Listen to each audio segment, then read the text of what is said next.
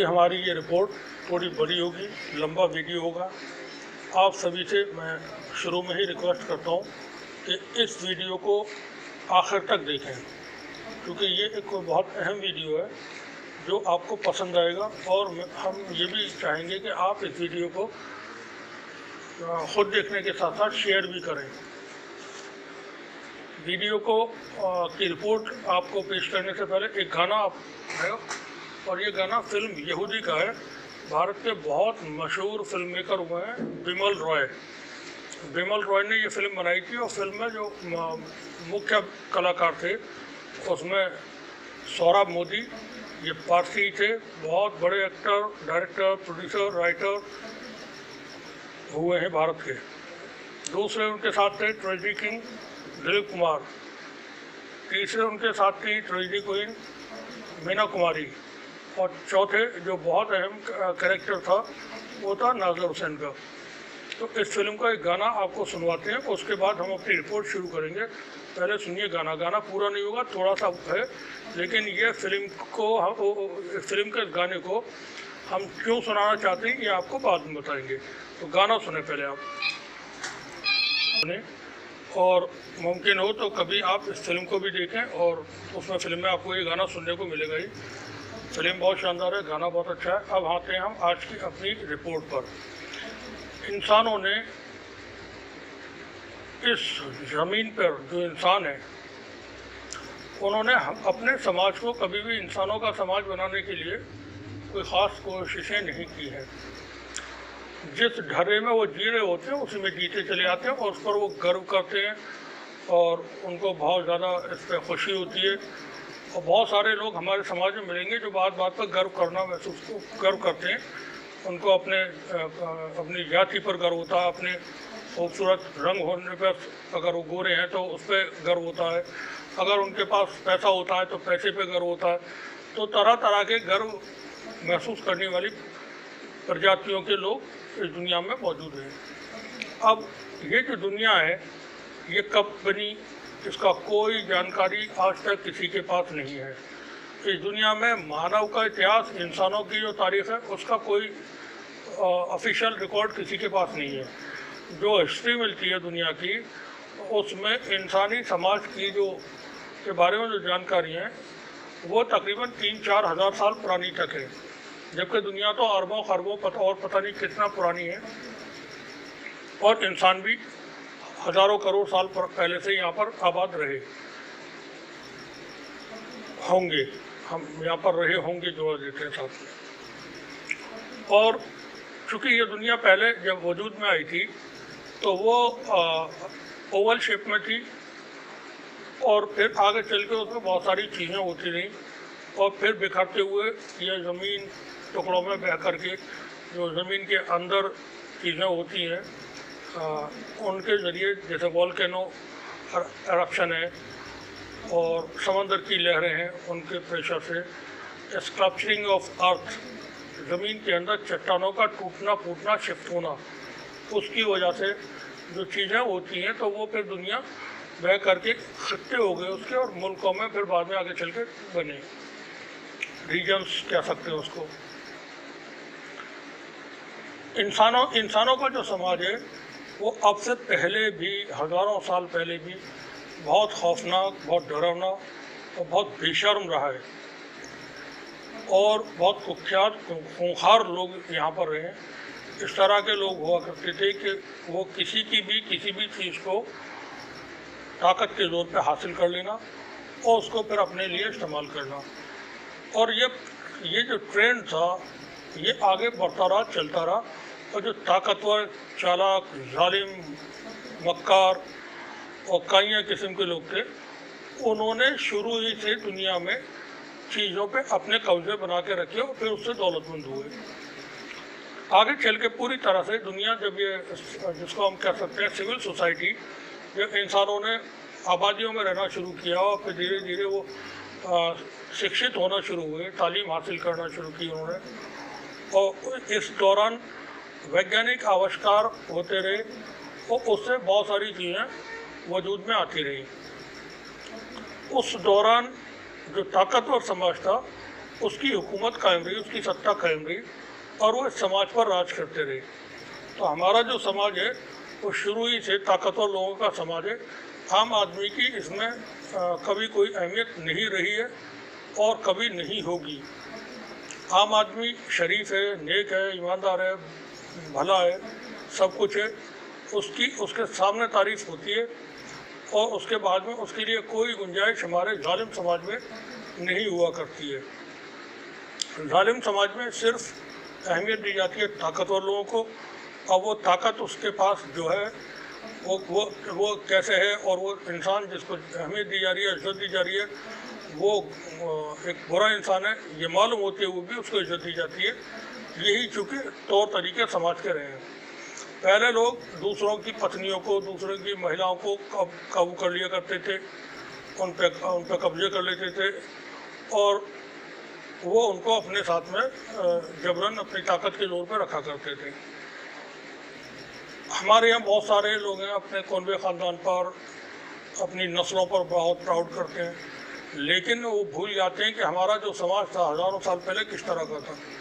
तो प्राउड करने के लिए दुनिया में कोई चीज़ है नहीं, सिर्फ इसके कि आप एक भले इंसान हैं।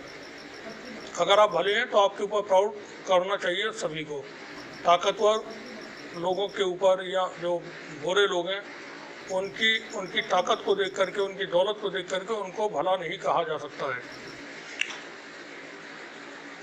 हमारे यहाँ पिछले सालों से, भारत की बात कर रहे हैं, पिछले दशकों से, 90 के दशक के आसपास से धार्मिक राजनीति ने जोर पकड़ा और उस धर्म की राजनीति से जो चीज़ें पैदा हुई वो समाज के लिए बेहद बुरी और ख़राब है, ख़तरनाक है। ये कुछ नज़ारे हम वक्त वक्त पे देखते रहते हैं।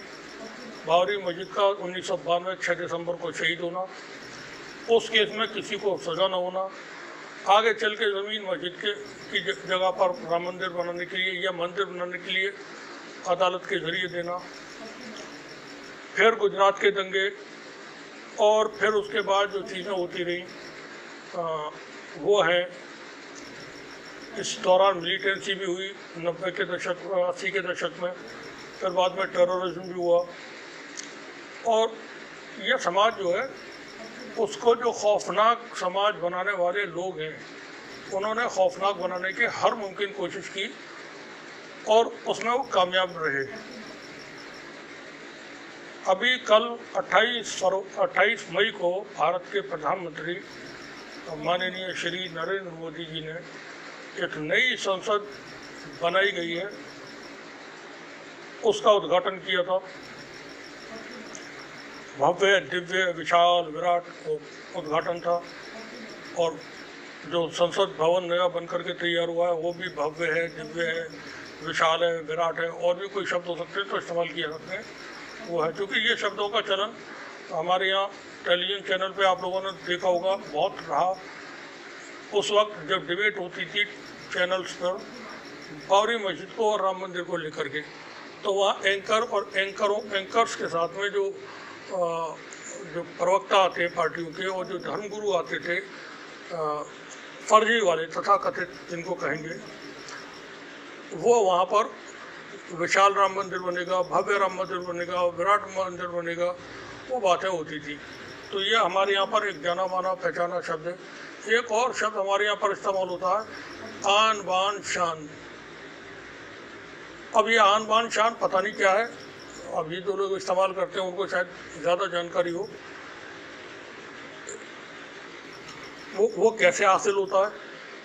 शायद जंतर मंतर पर जब वो खिलाड़ी पिट रही थी, महिला खिलाड़ी जिन्होंने गोल्ड मेडल ओलंपिक्स में जीते हैं, कॉमनवेल्थ गेम्स में जीते हैं, एशियाड में जीते हैं, और उनको घसीट कर पीटा जा रहा था। तो शायद वो इसी को कहते हो कि ये आन बान शान हमारे देश की है। क्योंकि आन बान शान तो फिर भी छोड़ा, पता नहीं क्या है ये। अब हम हिंदुस्तान से थोड़ा बाहर निकलते हैं और आते हैं थोड़ा सा दुनिया की दूसरी बातों पर। पूरे यूरोप में एक वक्त ऐसा था जब चर्च और पोप, इसकी सत्ता हुआ करती थी। और जितने भी देश यूरोप में थे, उन हर देशों में जो भी राजे महाराजे होते थे, क्योंकि वो सब मोनार्की थी, किंग हुआ करते थे, क्वीन होती थी, और किंग और क्वीन ही उस हुकूमत के मालिक हुआ करते थे। और उनकी हुकूमत डंडे के जोर पे चलती थी, ताकत के जोर पे, तलवार के जोर पे। और उन किंग्स पर हुकूमत चलती थी चर्च की, यानी सत्ता जो थी वो चर्च के हाथ में थी, और पोप जो था वो असली किंग हुआ करता था। और चर्च की यह सत्ता का जो एक वर्चस्व है वो तकरीबन 900 साल कायम रहा पूरे यूरोप में। और एक भी देश ऐसा नहीं था जो अपने तरीके से कोई भी काम, कोई भी राजा कर ले जिसको पोप न चाहे, हिम्मत ही नहीं हो सकती थी, क्योंकि सब कुछ पोप के इर्द गिर्द था। लोग जो थे, जो यूरोप के लोग की जनता थी, वो चर्च में समा चुकी थी। वो मानती थी कि जो बात चर्च कह रहा है, जो बात पोप कह रहा है, वही सच है। और इसके उनको बाकायदा नए नए तरीक़ों से, नए जरियों से वो चर्च ने भरोसा जीता था। आज का जो वेटिकन सिटी है वो तो बहुत छोटी सी जगह में है, तकरीबन 101 एकड़ में से बाकी है, बहुत छोटी सी एक छोटा सा टाउन कह सकते हैं। इसी वेटिकन सिटी की हुकूमत हुआ करती थी उस वक्त पूरे यूरोप में। रोमन एम्पायर का जो कैपिटल था तो वो कुस्तुनतुनिया, कॉन्स्टेंटाइन, जो टर्की का एक शहर है, वो हुआ करता था। आगे चल के वहाँ कुछ डेवलपमेंट्स ऐसे होते हैं कि जो चर्च का वर्चस्व था, चर्च की जो सत्ता थी, ताकत थी, उसका असर कम होता है और ख़त्म होता है। बता दें कि चर्च बेताज बादशाह था उस वक्त। चर्च का सन 1001 से डाउनफॉल शुरू हुआ और 1095 तक, यानी 100 साल के अंदर चर्च का ज़वाल तकरीबन पूरी तरह से आ गया था। अब इसके आने की क्या वजहें थी? एक तो थी जंगे सलीबी जंगें जिनको बोलते क्रूसेडर्स वॉर, और दूसरे थे चर्च के जरिए बेचे जाने वाले जन्नत के टिकट।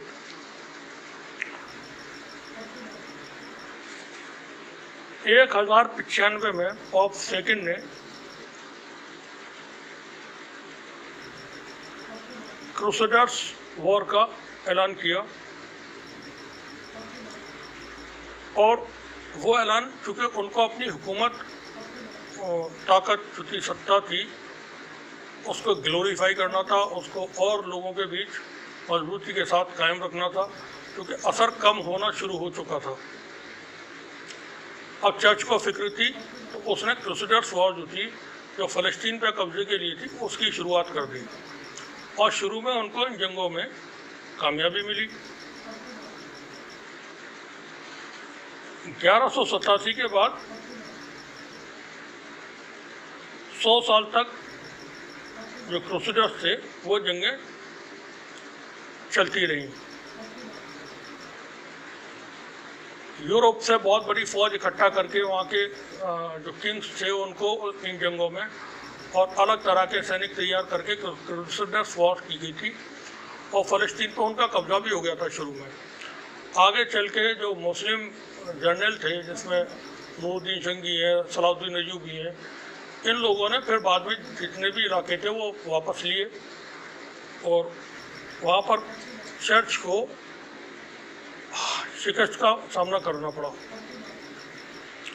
अब चूँकि चर्च के ऊपर तो लोग बिलीव करते थे यूरोप के, वो समझते थे कि जो भी चर्च काम करता है वो खुदा की रजामंदी के साथ, खुदा से को की मदद के साथ करता है, और इनको इसमें हार नहीं हो सकती। और जब यहाँ पर हार इनको हासिल हुई चर्च को, तो यूरोप के अंदर एक अजीब माहौल चर्च के ख़िलाफ़ फिक्र लोगों में पैदा हुई कि ऐसा कैसा हुआ। चर्च के लोग तो पॉप जो है वो खुदा के प्रतिनिधि हैं, रिप्रेजेंटेटिव हैं वो अर्थ पर, और वो जो कुछ कहते हैं और करते हैं तो उसमें तो खुदा की जो ओपिनियन है वो शामिल होती है। और चर्च वहाँ पर जंग हार चुका था, मुसलमानों ने उनको हरा दिया था। 1153 में उस्मानी तुर्कों ने कुस्तुनतुनिया को भी जीत लिया। अब चर्च की ताकत इससे बहुत कम हो गई। इन जंगों में जो क्रूसेडर्स वॉर थे, सलीबी जंगें थी, उनमें हार के बाद इनकी ताकत कम हुई और यूरोप के अंदर भी लोग चर्च के बारे में बातें करने लगे। लेकिन इनकी ताकत ख़त्म नहीं हुई, कम हुई, ख़त्म नहीं हुई, और यूरोप में इनका दबदबा कायम रहा। ईसाई तबके के मुताबिक, ईसाई जो मज़हब है उसके मुताबिक उनका मानना है कि अल्लाह ने इंसानों को पवित्र करने के बाद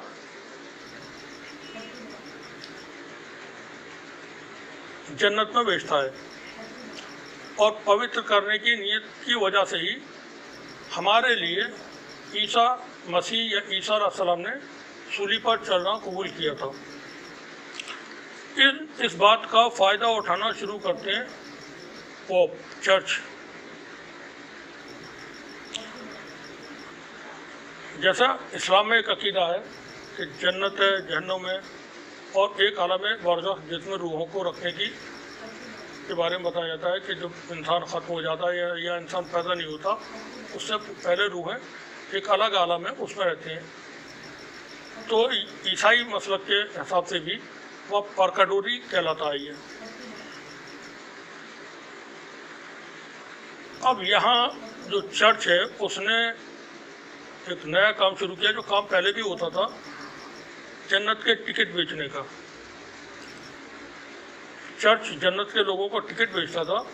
पहले वो टिकट अपने लोगों को दिए जाते थे, कम कीमत में दिए जाते थे। अब चर्च ने इसको पैसे लेकर के हर ख़ास और आम को बेचना शुरू किया, और उसमें चर्च की तरफ से बताया गया कि इंसान मरने के बाद परगटोरी में जमा कर दी जाती है उसकी रूहें, और वहाँ जो अच्छा इंसान होता है उसको फिर जन्नत में भेज दिया जाता है, हेवंस में भेज दिया जाता है, और जो बुरा इंसान होता है उसको जहन्नुम में भेज दिया जाता है। यहाँ उसका हिसाब किताब होता है जो उसने दुनिया में अमल किए होते हैं, काम किए होते हैं, और उनको वहीं पर फिर सजा तय होती है।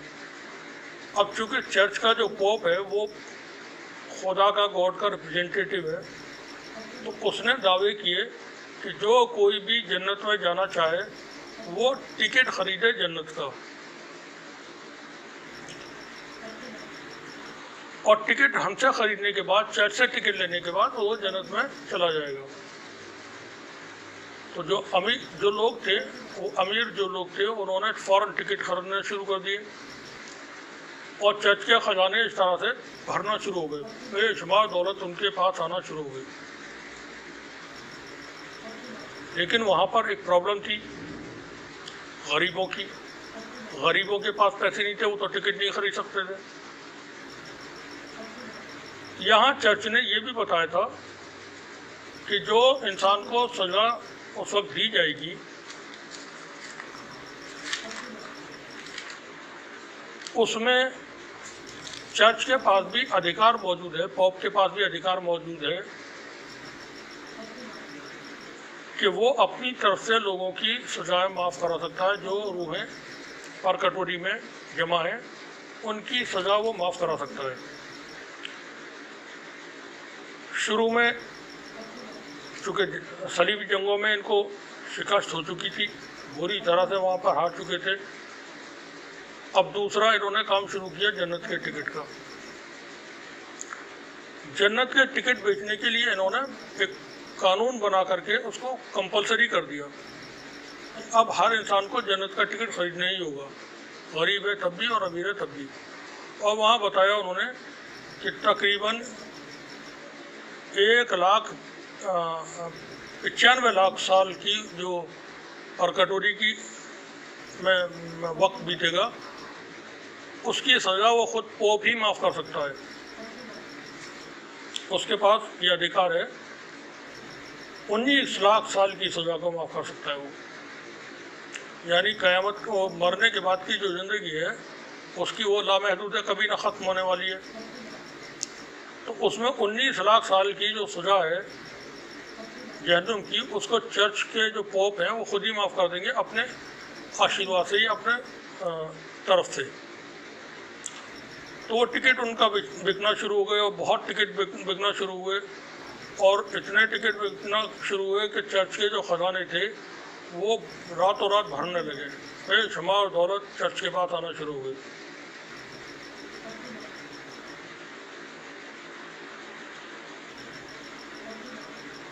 इंसान जो कुछ कर रहा होता है तो वो बहुत बार दूसरों के बताए हुए तरीके पर ही करता है, और ये मज़हब का एक तरीका है कि वो वहाँ पर लिबर्टी ख़त्म कर देता है कि आप अपने तरीके से कह नहीं सकते, सोच नहीं सकते, सुन भी नहीं सकते। जो धर्म का जानकार बता रहा है आपको सिर्फ वही सच है, उसके अलावा आप नहीं सोचेंगे कुछ भी। तो ये जन्नत के जो टिकट बेचने का सिलसिला शुरू हुआ था वो चर्च की ताकत बढ़ा रहा था। चर्च के पास दौलत जमा हो रही थी, बहुत ज़्यादा दौलत शुरू आ गई थी। इसी दौरान चर्च ने एक काम और किया।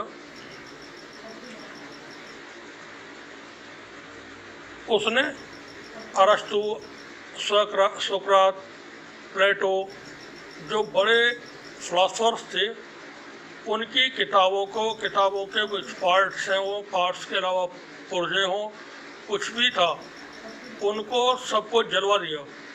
इन सबको ख़त्म कर दो और ये अधर्मी चीज़ें हैं।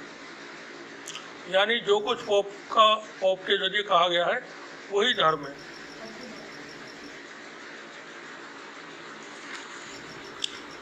अब लोगों में तो सहने की शक्ति पैदा हो जाती है।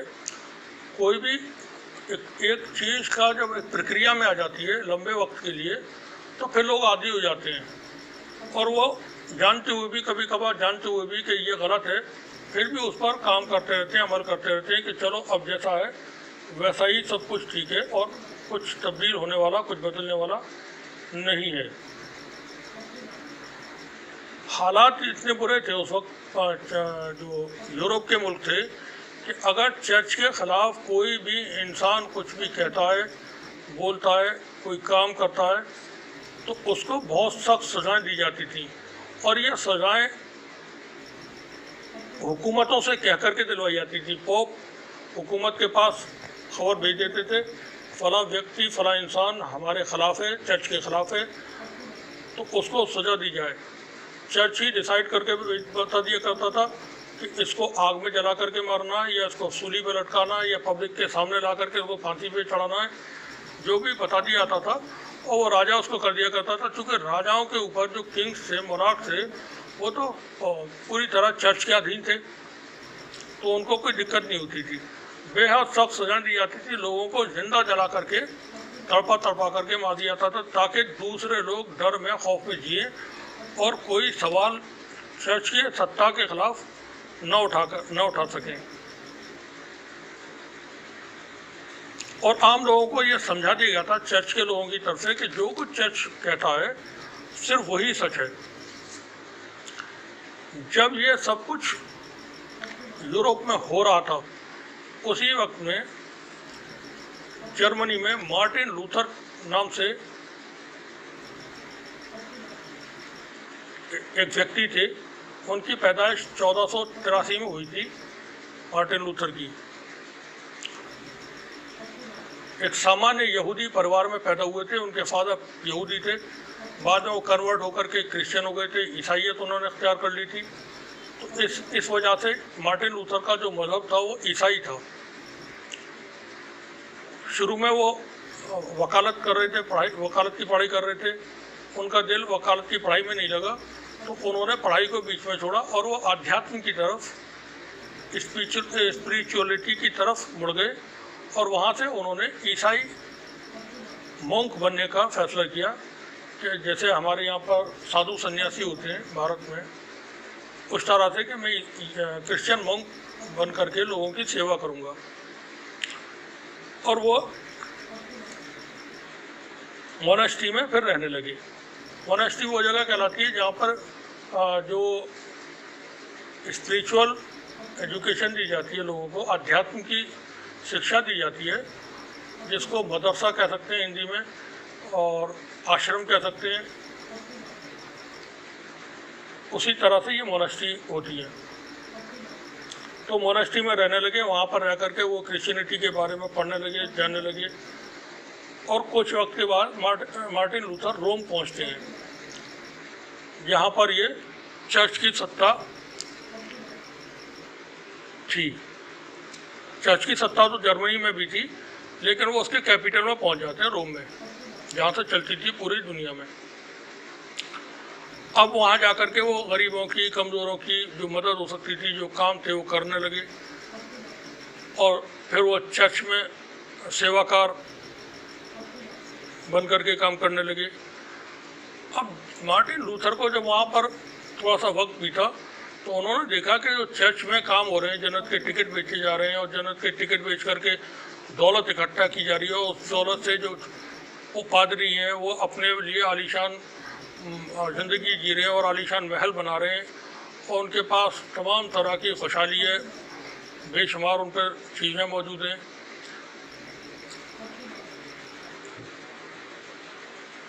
ये सब कुछ देखने के बाद वो उनको तकलीफ होने लगी कि ये चीज़ें धर्म में तो है नहीं। यानी पॉप जो कुछ, चर्च जो कुछ कर रहा था, पादरी जो कुछ कर रहे थे, वो अधर्म का काम कर रहे थे, धर्म की आड़ में।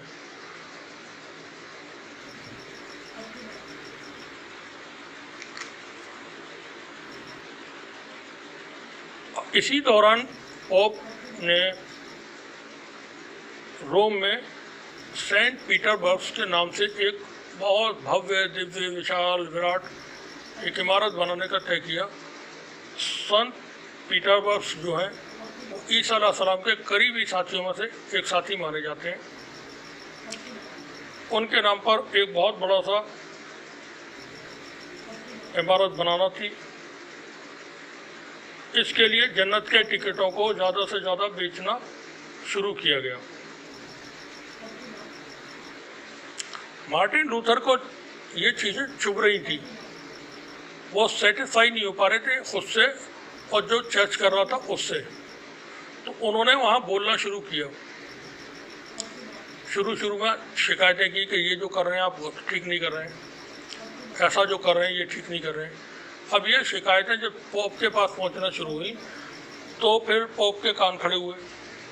मार्टिन लूथर को बताया गया, बुला करके समझाया गया, उनको डराया गया कि आपको कोई हक नहीं है इसमें बोलने का, आप खामोशी से अपना काम करते रहिए, बीच में दखल मत दीजिए। ये सब कुछ होता रहा, मार्टिन लूथर परेशान होते रहे। बाद में वो रोम से फिर जर्मनी वापस आ जाते हैं और जर्मनी आने के बाद उन्होंने चर्च की सत्ता को सीधे सीधे चैलेंज कर दिया और लोगों को बताना शुरू किया कि जो कुछ चर्च के ज़रिए किया जाता है वो नहीं है जो बाइबल कहती है। यानी धर्म जो है, धर्म किताब है ईसाइयों की, उसमें जो ईसा अलैहिस्सलाम की टीचिंग्स हैं वो अलग है और जो चर्च कर रहा है, पादरी कर रहे हैं, बता रहे हैं, वो उसके बिल्कुल मुखालिफ है, अपोजिट है। मार्टिन लूथर ने इसको लेकर के लोगों को समझाना शुरू किया, बताना शुरू किया कि चर्च जो कर रहा है ऐसा बाइबल में कहीं नहीं लिखा गया है। ईसा ने कहीं भी इस बारे में नहीं कहा है कि इस तरह से चीज़ें होंगी, जन्नत के टिकट बेचे जाएं, पैसा इकट्ठा किया जाए।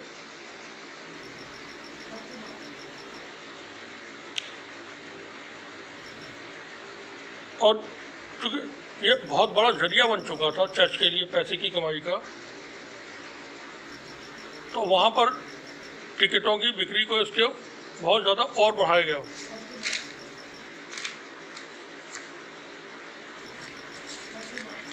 लूथर ये सब कुछ देख रहे थे, विरोध कर रहे थे, जर्मनी में वापस आ चुके थे, चर्च उनके खिलाफ खड़ा हो चुका था, चर्च के लिए वो एक अपने दुश्मन की तरह थे। चर्च ने मार्टिन लूथर के सामने प्रस्ताव भेजा कि जो कुछ तुमने किया है उस पर माफ़ी मांगो, तब हम तुमको माफ़ करेंगे। और 4 महीने का उनको वक्त दिया गया। मार्टिन लूथर इस दौरान अंडरग्राउंड हो गए, भूमिगत हो गए, छिप गए। इससे पहले मार्टिन लूथर ने जो बड़ा काम किया था वो ये था कि उन्होंने पर्चे बांटना शुरू करवा दिए थे लिख करके, और उसमें 95 पॉइंट्स थे, वो उन्होंने लिख करके जगह जगह पर्चे, पहले इश्तिहार जिसको पॉम्पलेट कहते हैं वो होते थे, तो उसी तरह से वो पॉम्पलेट्स जो थे उन्होंने लोगों में बंटवा दिए थे। और जब लोगों ने उसको पढ़ा और जो चर्च करता था तो उनकी समझ में आ गया कि लूथर जो बोल रहे हैं वो सही बोल रहे हैं और चर्च जो हमसे कहता रहा है वो बातें गलत हैं। लूथर के सामने शर्त रखी गई थी 4 महीने में माफ़ी मांगिए वरना आपको सज़ा दी जाएगी। तो लूथर समझ गए थे कि अब चर्च जो है मेरा दुश्मन है, दुश्मनी मुझसे मान चुका है और ये मुझको नुकसान पहुंचा सकता है, तो वो अंडरग्राउंड हो जाते हैं, अपना काम बंद नहीं करते हैं। इस दौरान भी वो पर्चे वक्त वक्त पे बंटवा दिया करते थे और उनकी पॉपुलैरिटी इतनी ज़्यादा बढ़ना शुरू हुई धीरे धीरे कि बाद में 1 साल के बाद जब वो जाहिर होते हैं लोगों के सामने और अब कहीं पहुंचते थे तो वहाँ उनको देखने के लिए हज़ारों लोग जमा हो जाते थे। अब उनको सज़ा देना यूरोप के किसी भी देश की जो मुराद थे, जो किंग थे, उनके लिए बहुत मुश्किल हो गया। अगर वो मार्टिन लूथर को गिरफ्तार करा लेते हैं और उनको सज़ा देते हैं, उस सूरत में जनता विद्रोह करेगी। चर्च किंग को बार बार बोल रहा था कि इसको पकड़ के आप सज़ा दीजिए और किंग की हिम्मत नहीं हो रही थी कि वो इस सूरत में कैसे मार्टिन लूथर को सज़ा दें।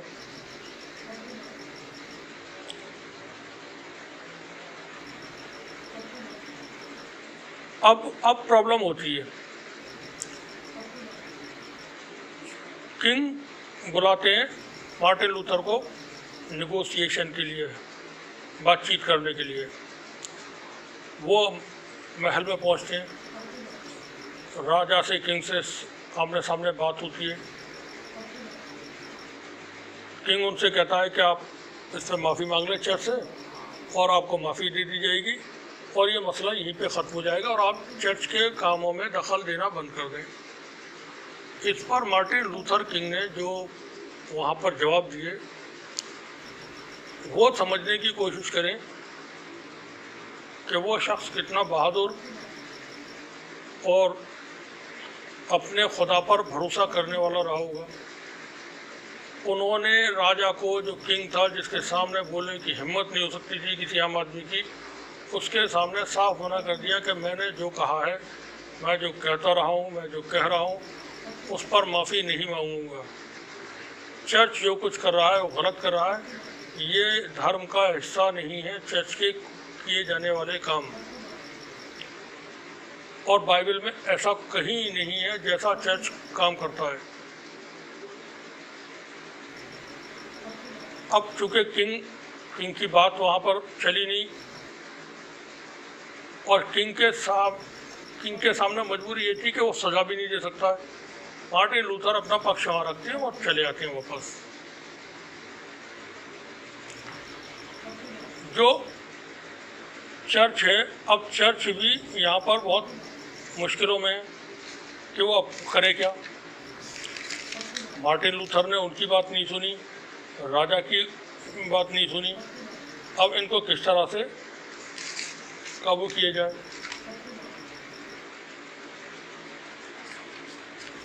यहाँ थोड़ा सा और बता दें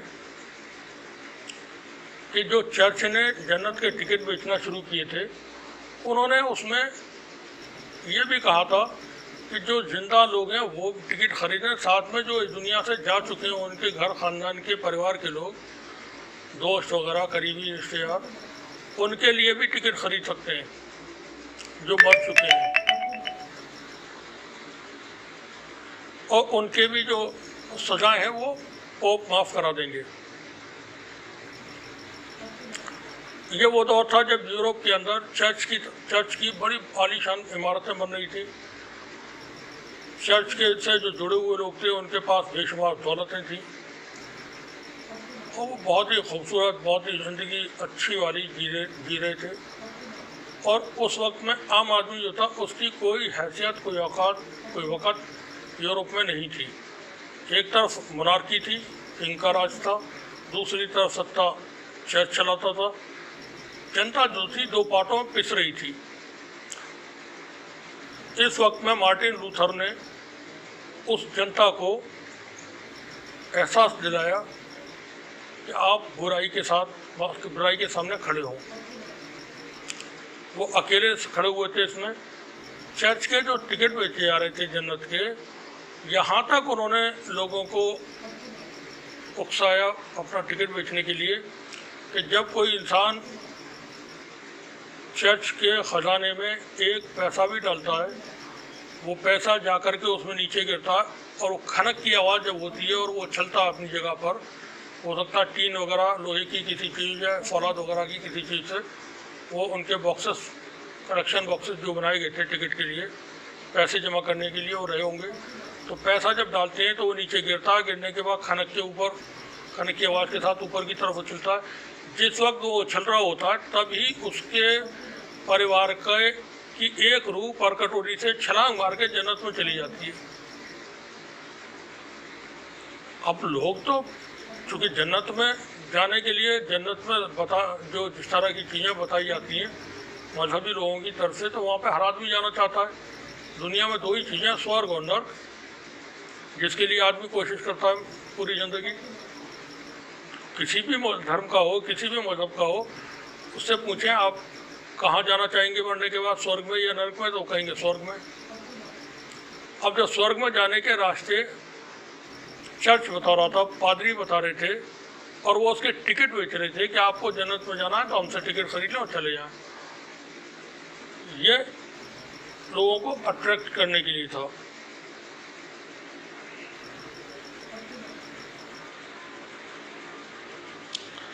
अब चर्च भी बेबस हो चुका था लूथर के सामने।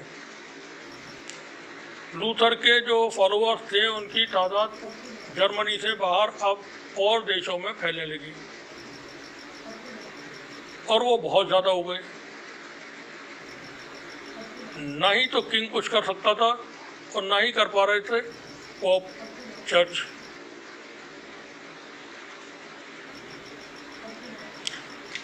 लूथर को मज़ा चखाने के लिए अभी भी वो हर मुमकिन कोशिश में थे पादरी कि किसी तरह से इसको मज़ा चखाया जाए। तो उन्होंने लूथर की लिखी हुई किताबें, लूथर के लिखे हुए जो पॉम्पलेट्स वगैरह थे और कोई चीज़ें थीं, उन सबको पूरे यूरोप से जमा करा के, घर घर से तलाशी करा के उसको निकलवाया और उसको जला दिया। इन चीज़ों से लूथर को फ़ायदा होता रहा और वो फ़ायदा इस तरह से होता है कि आगे चल के डिवीज़न हो जाता है और लोग चर्च के सामने, जो आम आदमी था जो चर्च की गुलामी में जी रहा था, वो खड़ा हो जाता है कि अब नहीं, बहुत हो चुका।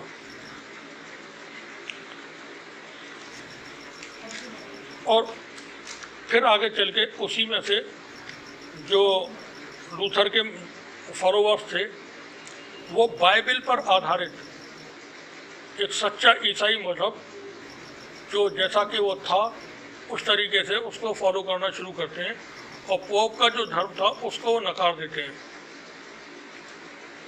और वो लोग कहलाते हैं प्रोटेस्टेंट।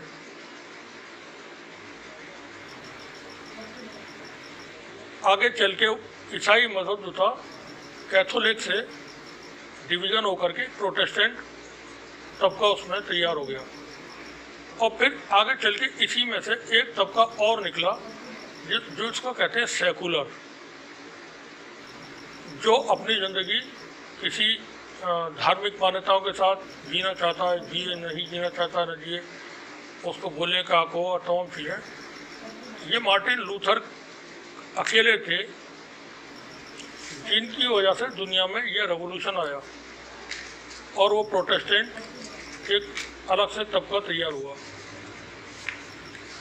बता दें कि मार्टिन लूथर की जो पैदाइश थी 1483 में हुई थी जर्मनी में, और उनका जो इंतकाल है, मौत है, वो 1546 में हुआ था।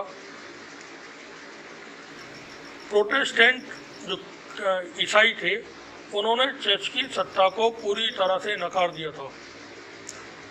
चर्च जो कुछ करता था पूरी तरह से वो उसके इनकारी हो गए थे, और जो परगटोरी का कॉन्सेप्ट था उन्होंने बिल्कुल रद्द कर दिया था उसको, कि ऐसा कोई तरीका नहीं है कि आप किसी को जन्नत के टिकट बेचें और वो आदमी जन्नत में चला जाए।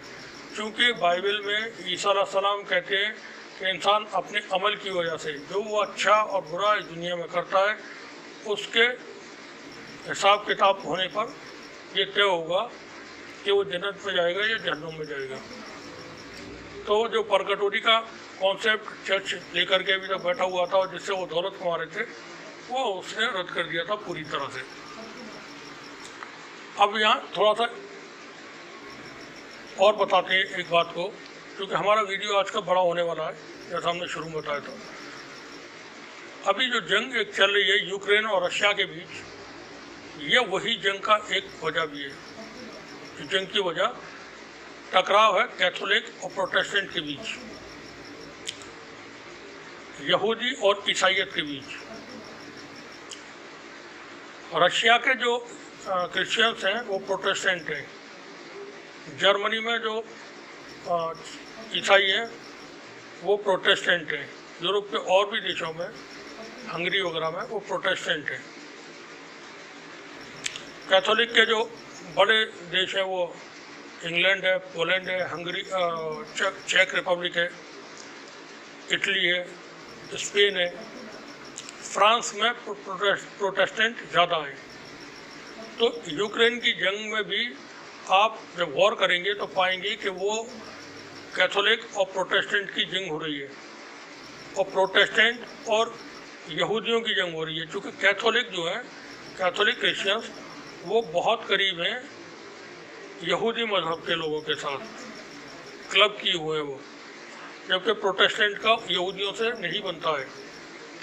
हिटलर के वक्त में जो यहूदियों को यातनाएं दी गई, उनके कत्ल किए गए और उनके ऊपर जुल्म किए गए, वहाँ भी यही एलिमेंट शामिल था।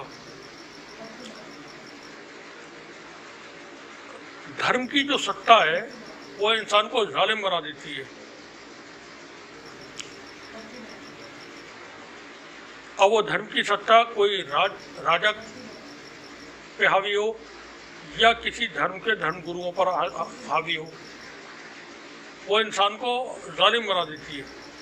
हमारे यहाँ कल 28 मई को भारत के माननीय प्रधानमंत्री नरेंद्र मोदी ने भारत में एक नई संसद बनी है, उस संसद का उद्घाटन किया। उसमें तमाम धार्मिक गुरु थे और धार्मिक जो रीति रिवाज हैं उसके हिसाब से पूजा पाठ, हवन, कुरान की शायद तिलावत भी किसी मौलाना ने की थी उसके साथ। अब क्रिश्चियन कोई था नहीं था, मुझे नहीं मालूम, वो हुई थी। और बहुत भव्य दिव्य विशाल विराट संसद बनी है। उसमें प्रधानमंत्री मोदी का ग्रैंड वेलकम, भव्य वेलकम वहाँ पर हुआ। मोदी के नारे वहाँ लगाए गए। वहाँ पर प्रधानमंत्री ने जो धर्मगुरुओं थे उनके सामने लेट करके उनसे आशीर्वाद भी लिया। उनके बिल्कुल पैरों में जा कर के लेट गए थे, आशीर्वाद लिया। इसकी तस्वीरें सोशल मीडिया पे हम भी इस रिपोर्ट के साथ वो तस्वीर दिखाएंगे। और वहाँ पर वो एक हाथ में छड़ी, अभी ये छड़ी की खोज हुई है हाल फिलहाल में। अपनी ज़िंदगी में इसके बारे में मुझे निजी तौर पर नहीं मालूम था। संगोल कोई स्टिक है और वो क्या है मुझे जानकारी नहीं थी। हमारे यहाँ भारत ऐसा देश है जहाँ पर आप साइकिल वाले की दुकान पर बैठ जाएं और वहाँ बात शुरू कर दें किसी बीमारी की, तो साइकिल में पंक्चर लगाने वाला मैकेनिक वो हर बीमारी का इलाज वहाँ बता देगा। आप किसी पान वाली की दुकान पर पहुँच जाएं और वहाँ बात करने लगे अरब के देशों में जो कुछ हुआ उस राजनीति की, या अभी तुर्की के चुनाव कल होकर ख़त्म हुए उसके बारे में, या अमेरिका और रूस के बारे में, तो वो यहाँ के छोड़े आप यूनिवर्स तक का सब कुछ बता देगा। बड़े ज्ञानी है हमारे यहाँ पर लोग, हजारों करोड़ों सालों से यहाँ पर ज्ञानी है। हमारे प्रधानमंत्री मोदी ने भी बताया था कि हमारे यहाँ दुनिया में जब सर्जरी नहीं थी तब भी हमारे यहाँ सर्जरी हुई थी, और उन्होंने उसका उल्लेख किया था भगवान गणेश को जो हाथी का सर लगा हुआ है उसको लेकर के। हमारे यहाँ बताते हैं हमारे बहुत सारे महापुरुष, बहुत जो ज्ञानी लोग हैं, कि हज़ारों साल पहले भारत के पास मिसाइल टेक्नोलॉजी थी, इंटरनेट था। पढ़े लिखे लोग बताते हैं, अवैज्ञानिक नहीं, जो अनपढ़ नहीं है। अवैज्ञानिक गलत, अनपढ़ लोग नहीं है जो बताने वाले हैं, पढ़े लिखे प्रोफेसर्स भी होते हैं, यूनिवर्सिटी के वाइस चांसलर और चांसलर वगैरह भी होते हैं, राज्यों के गवर्नर भी होते हैं। वो बताते हैं कि हज़ारों साल पहले हमारे यहाँ, कई हज़ार साल पहले हमारे यहाँ पर फाइटर जेट थे, फाइटर प्लेन थे, और न्यूक्लियर मिसाइल्स थे वगैरह वगैरह। वो रामायण काल युग हो, एक दूसरे उनका हवाला दे करके ऐसी बातें बताते हैं। सच्ची होंगी जब वो कहते हैं, क्योंकि धर्म के ख़िलाफ़ बोलना, धर्म के ख़िलाफ़ कोई बात करना, जैसा हमने अभी रिपोर्ट में पहले बताया, वहाँ लोग बर्दाश्त नहीं कर पाते हैं। अगर मैं किसी गैर मज़हब के बारे में अपने मज़हब के अलावा कोई बात कहूँगा तो दूसरे धर्म के लोग मेरे ऊपर चढ़ बैठेंगे। मैं अपने के बारे में कोई बात बोलूँगा तो वो मेरे मज़हब के लोग भी चढ़ बैठेंगे, बोलने भी नहीं देते, कहने सुनना तो दूर की बात है। और जो ताकतवर लोग हैं उनके पास में इतनी ताकत होती है कि प्रधानमंत्री संसद के अंदर संतों के पैरों में लेटे रहे और वो हाथ में स्टिक लेकर के राजदंड, जिसका नाम है राज, और दूसरा उसमें इसको हम जब संधि विकसित करेंगे तो राज और दंड, यानी राज जो चलेगा वो दंड के आधार पर चलेगा।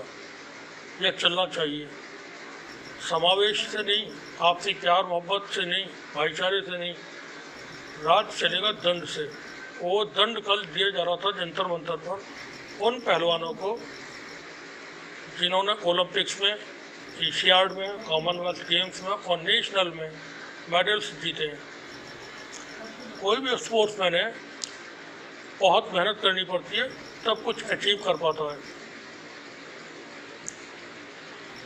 और वो खिलाड़ी वहाँ पर कल गिरा गिरा कर घसीट कर उनको पिटाइयाँ हो रही थी।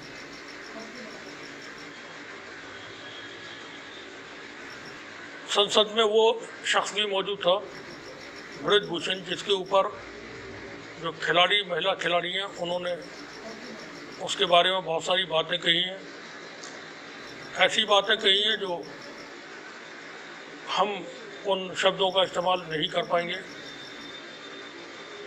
एक वीडियो सोशल मीडिया पर बहुत वायरल है, मैं उसका यहाँ पर रेफरेंस देना चाहूँगा, जिक्र करना चाहूँगा।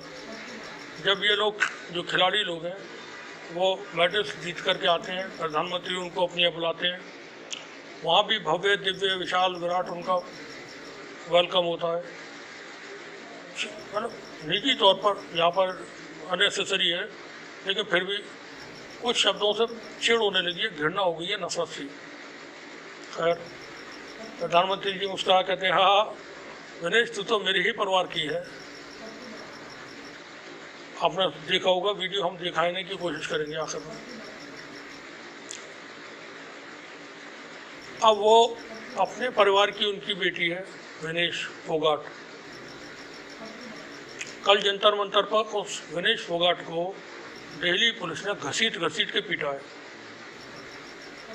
और प्रधानमंत्री के साथ में वो शख्स मौजूद था संसद में जिसके ऊपर तमाम तरह के आरोप विनीश फोगाट और उनके साथी दोस्तों ने लगाए हैं। प्रधानमंत्री अपने परिवार की बेटी के साथ हुए जुल्मों पर भी खामोश हैं। अपनी परिवार की बेटियां उनकी इंसाफ मांग रही हैं और 30 दिन हो चुके हैं, सुनवाई नहीं है उनकी। उनके अपने परिवार की, चूँकि वो खुद बता रहे हैं इसलिए यहाँ पर बात हो रही है कि विनेश तो मेरे ही परिवार की है।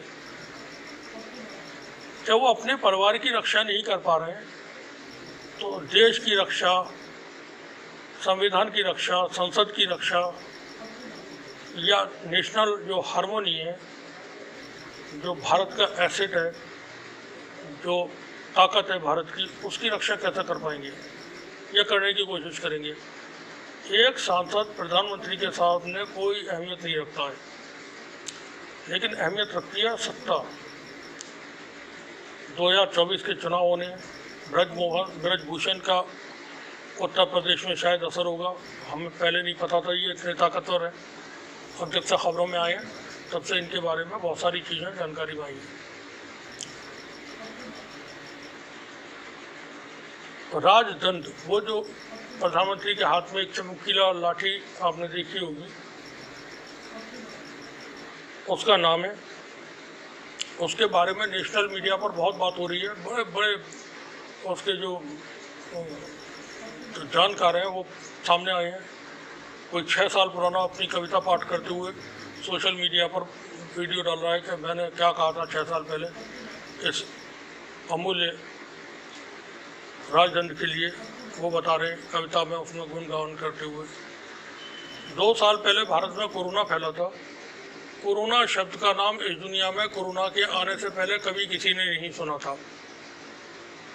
कोई नहीं जानता था कोरोना नाम की कोई बीमारी है, आएगी और लोगों को इस तरह से इफेक्ट करेगी और इतनी मौतें होंगी और ये हाल उससे होगा।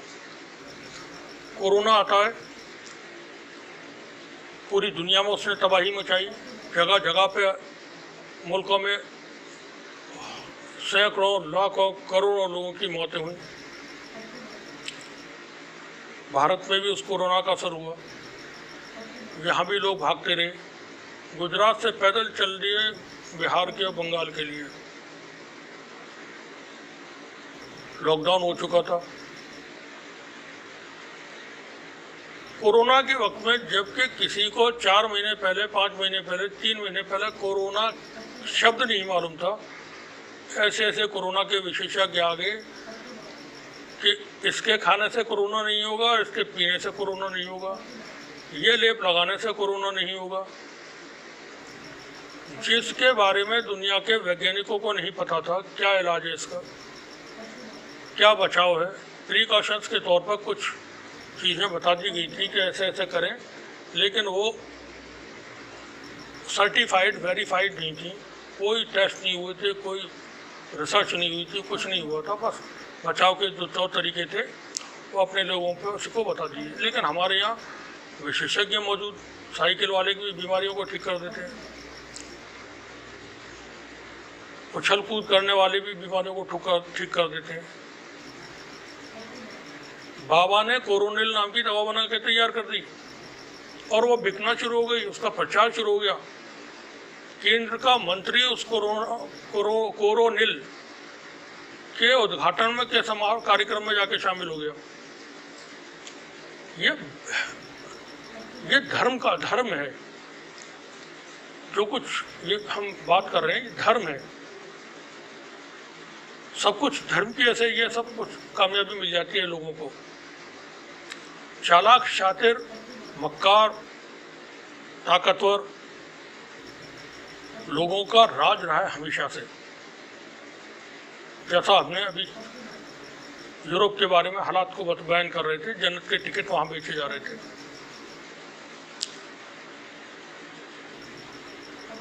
कोरोना के वक्त में तालियां बजवाई लोगों से, थालियां बजवाई, नारे लगवाए, गो कोरोना गो। जैसा कोरोना कोई घर में पाला हुआ डॉगी है, तो टॉमी कम इन, टॉमी सिट डाउन हुआ। लोगों ने उसको एंजॉय किया और उनकी तारीफें हो रही थी। बड़े बड़े महान लोग, भारत रत्न सचिन तेंदुलकर ताली बजा रहे हैं, थाली बजा रहे हैं। एक वो फर्जी महानायक, वो थालियां बजा रहा है, वहाँ पर लाइट हो रही है। एक आदमी के कहने पर पूरा देश जो है बेवकूफ़ बना हुआ था कि ताली बजाओ, थाली बजाओ। धर्म की सत्ता का यही रूप होता है। और राज जो है वह दंड के आधार पर होते हैं। और डंडा जो है, जिसको राजदंड बताया जा रहा है, हम उसको डंडा भी कह सकते हैं, लाठी भी कह सकते हैं। गांव देहात में कहावत है, लट कलेक्टर, या लाठी से भूती भागते हैं।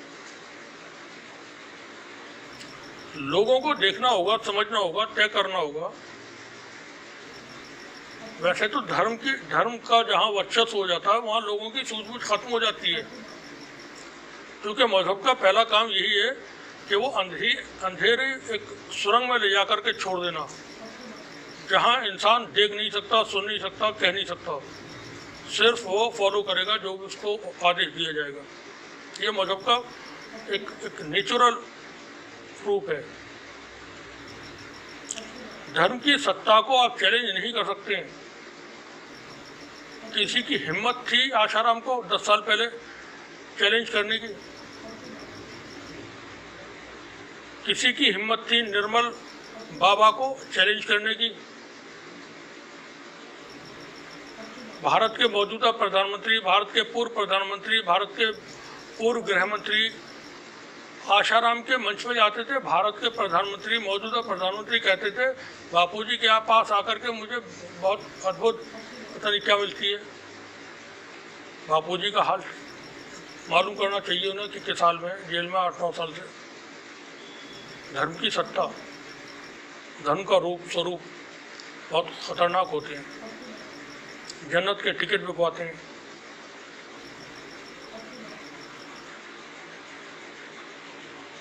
कल जब सब कुछ हो रहा था जंतर मंतर पर, विनेश फोगाट को पुलिस ने जब हिरासत में ले लिया तो वो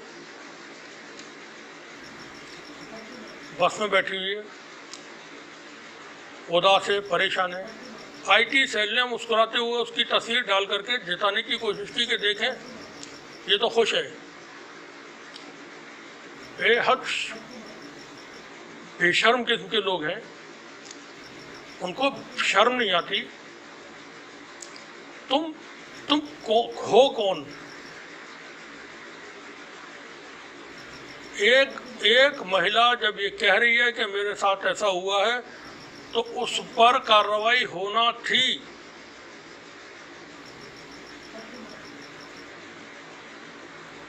कोई गुंजाइश नहीं बचनी चाहिए उसमें।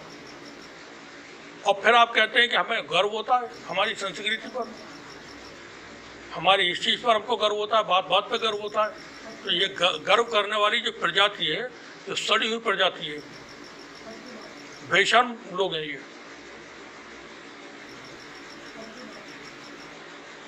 वो लड़की हिरासत में लेकर के पुलिस लेके जा रही है, उदास है, परेशान है।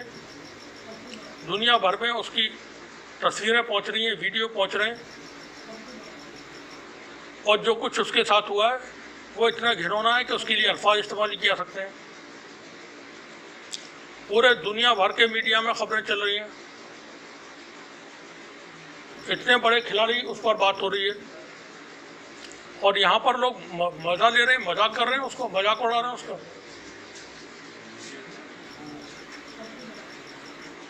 जब वो जारी होती है बस में तो कहती है नया भारत आपको मुबारक हो। आपको भी मुबारक हो, जन्नत के टिकट भी आप खरीदें, जन्नत में जाएं सब लोग, मजा लें। हुकूमत तुलचोर पे चलेगी, चलती है हमेशा। पाकिस्तान में देखें आप, इमरान खान 70 साल की उम्र है, 70 साल में से साढ़े 68 साल की ज़िंदगी में उस पर कभी कोई मुकदमा कायम नहीं हुआ। पिछले 14 महीने के अंदर 160 से ऊपर मुकदमे कायम हुए। अमेरिका, यूके और पाकिस्तान की सेना इमरान खान को हुकूमत में नहीं चाहते थे, आज उसको हुकूमत से बाहर कर दिया। उसकी पार्टी के जितने बड़े लीडर्स थे, गवर्नर थे, MNA कहलाते हैं वहाँ जो सांसद हैं वो, और जो प्रोमिनेंट लीडर्स थे, ऑलमोस्ट सभी पार्टी छोड़ करके जा चुके हैं और इमरान खान अकेला है। सब सत्ता ऐसे ही काम करती है, ताकत ऐसे ही काम करती है। राज जब दंड देने पे आता है तो फिर वो मनमानी होती है। वहाँ इंसाफ, कानून, अदालत, संविधान, संसद रहती नहीं, लाठी के जोर पे हुकूमत चलती है। नया भारत मुबारक हो, राजदंड सबको मुबारक हो, दंड भी मुबारक हो। शुक्रिया आपका, बने रहिए हमारे साथ, देखते रहिए TC न्यूज़।